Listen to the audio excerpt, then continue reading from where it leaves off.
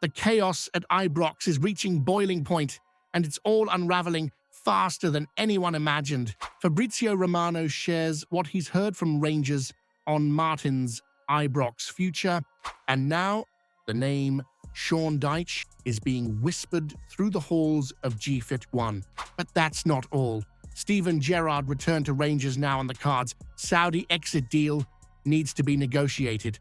Meanwhile, Mikey Moore, once hailed as Tottenham's golden boy, is sinking fast and dragging the team with him.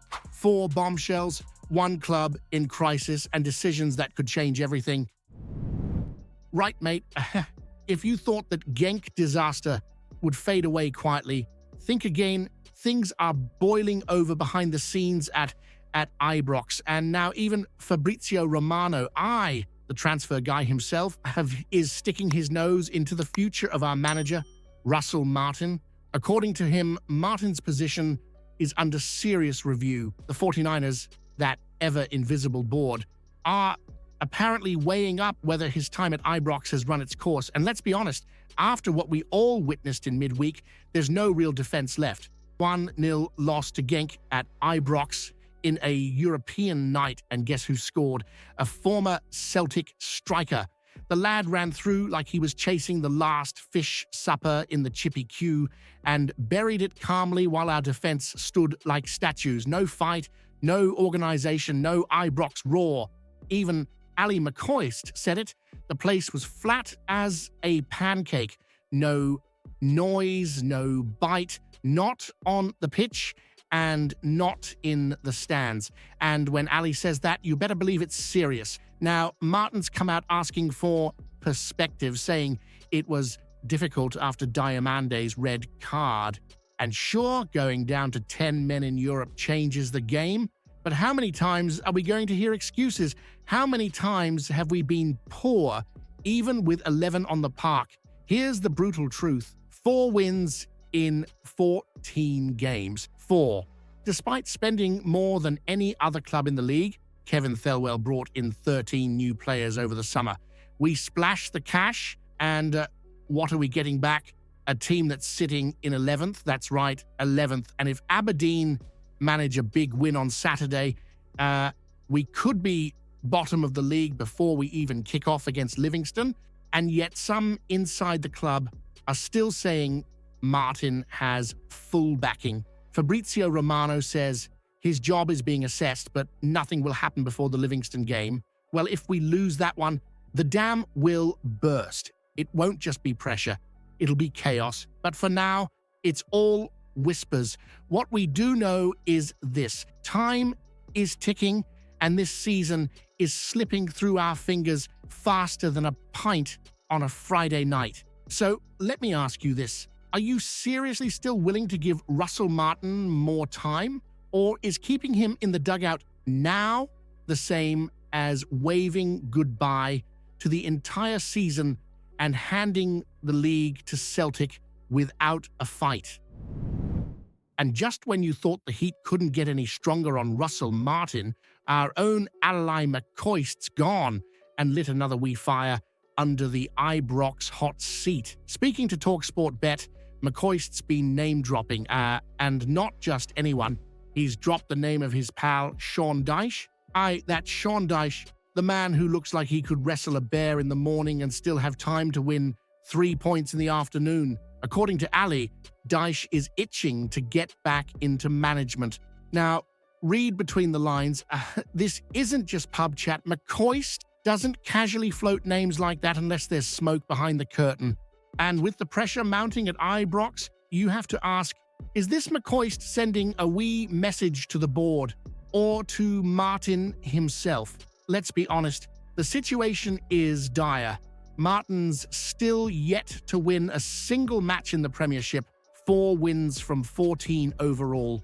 11 of those clubs in the league have spent a fraction of what we have, yet we're sitting down there with them, looking up the table, wondering where it all went wrong. By the time we kick off against Livingston, we could be bottom of the table if Aberdeen do the business against Motherwell. McCoist's message couldn't be clearer. Win games or someone else will be warming that dugout, and he's not wrong. You can talk tactics, talk perspective, or complain about refereeing decisions, but it all comes down to winning. That's the job. And right now, Martin isn't doing it. Ally did give some balance, to be fair. He said Rangers were unlucky against Hearts and maybe a bit lucky against Hibs. But football's not about what you deserve. It's about what you deliver. And the truth is, there's not a single Ibrox supporter that believes this side looks anything close to title-winning material right now. And here's the bit that sticks. McCoist said it plain as day. Rangers supporters want to see a team out there that fights, that knows what it means to wear the badge. Not just a bunch of lost lads hoping things go their way. Small steps forward, he says. Simple as that. But is it really that simple? Or is the simple solution actually to cut ties now and bring in someone like Dyche before the whole season turns into a write-off? Would you take Sean Dyche in the dugout tomorrow if it meant saving the season, even if it meant showing Russell Martin the door tonight? Now this one hits different. You remember what it felt like, don't you? That season, that title, that magical, glorious moment when Gerrard led Rangers to 55 and stopped Celtic dead in their tracks. No 10 in a row, just the silence from across the city and the roar of Ibrox shaking the earth. And now? Well, whispers are turning into proper noise. The idea of Gerrard returning to G51 isn't just fantasy anymore, it's on the cards. Russell Martin's hanging by a thread. Fans are abandoning Ibrox in their thousands, and meanwhile Gerrard's sitting unemployed, fresh off his stint in Saudi Arabia. Let's be clear, it's not a simple matter of phoning him and handing him the keys. There's talk of tax complications, family reasons, and the need to negotiate an exit deal from Saudi. But the bottom line, the door is cracked open. And if the board have an ounce of sense, they'll be thinking hard about kicking it wide. Just look at Gerrard's record. 125 wins from 193 matches. A win rate near 65%. That's not just solid, that's dominant. Under him, Tavernier was electric, ruthless, inspired. Under Martin, Tavs looked like he's running through treacle with weights on his boots. The tactics are killing him.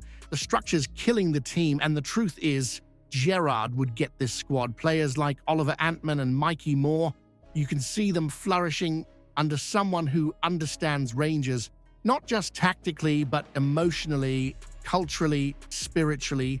Ray Parler said it best. Big decisions are coming. And if you're Andrew Kavanagh and you've got a club sliding down the table, fans refusing to show up, and a manager on the ropes, how long can you wait? Let's not forget Gerrard's legacy wasn't just about a trophy. It was about standards, structure, belief. He brought the fight back. He brought the Rangers back. So here's the debate that's already splitting the room wide open. Would bringing back Steven Gerrard now be a masterstroke that reignites the spirit of 55, or would it be a step backwards, chasing nostalgia instead of building the future? Now, let's talk about a name that had a lot of folk buzzing when he arrived. Mikey Moore, the wonder kid from Tottenham, supposedly one of the best prospects in their academy. Some even said it was a bit of a coup when we managed to bring him to Ibrox on loan. But here we are, just weeks into the season, and the excitement's vanished quicker than a Celtic fan when you mention 55. Because Moore, if we're being brutally honest, has been nowhere near the level we hoped for.